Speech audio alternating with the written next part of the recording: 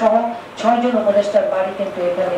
So সারা বাংলাদেশ আমাদের দিকে তাকিয়ে থাকে, যেহেতু মাননীয় প্রধান উপদেষ্টা হোম ডিস্ট্রিক্ট এখানে। আমরা যেন এই বিষয়টা আমাদের মাথায় রাখি।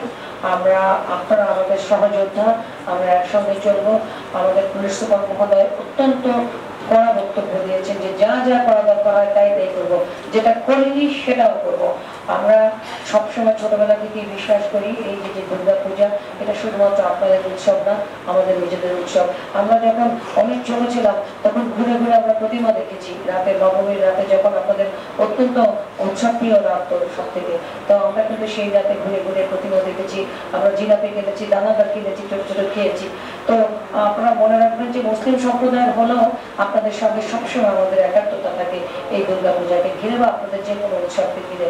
আমরা আপনাদের পাশে আছি, তবে আপনাদের কাছে রিকোয়েস্ট থাকবে আপনারাও আমাদেরকে সহযোগিতা করবেন। রাষ্ট্র একা দায়িত্ব নেবে এমন না, আপনারাও যেন আমাদের সামিল হন।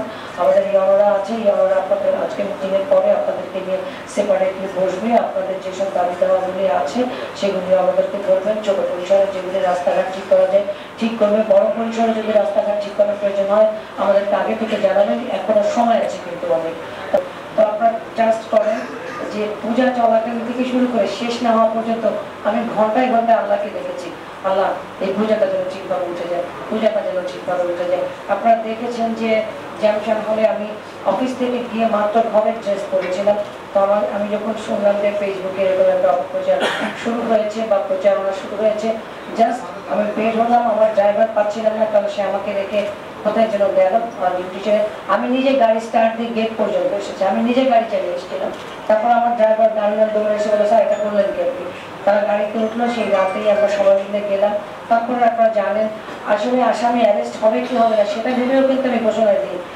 আমার কাছে মনে হচ্ছে এই যে ঝামেলা শুরু হয়েছে এটা সামলানো দরকার। আমি বলেছিলাম যে আসামি 24 ঘন্টার ভেতরে অ্যারেস্ট হবে। আমি সিএমপি কমিশনার মহোদয়ের কাছে সত্যি সত্যি কৃতজ্ঞ, তিনি 24 ঘন্টাও যেতে দেননি। আমরা রাতের ভেতরে, ভোর রাতের ভেতরেই কিন্তু তিনি আসামি অ্যারেস্ট করেছিলেন।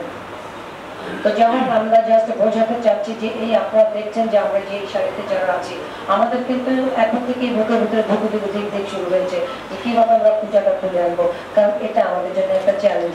মাননীয় প্রধান উপদেষ্টার বাড়ি কিন্তু এখানে। যে কোনো ছোট ছোট ইস্যুতে হলো মাননীয় প্রধান উপদেষ্টা অত্যন্ত উদ্বিগ্ন থাকেন চট্টগ্রামকে নিয়ে। যে পূজায় কিন্তু চট্টগ্রামে তো তুমি জানো যে সারা বাংলাদেশের থেকে সব থেকে বেশি পূজা মণ্ডপ মনে হয় চট্টগ্রামে হয়। তো সেখানে তুমি যাচ্ছ, যেভাবে এই পূজাটাকে কভার করা যায় তুমি সাহসী, তোমার প্রতি আস্থা আছে। কোনোদিন চট্টগ্রামে নারী দেওয়া হয়নি, তোমাকে কিন্তু আমরা অনেক ভরসা নিয়ে দিলাম।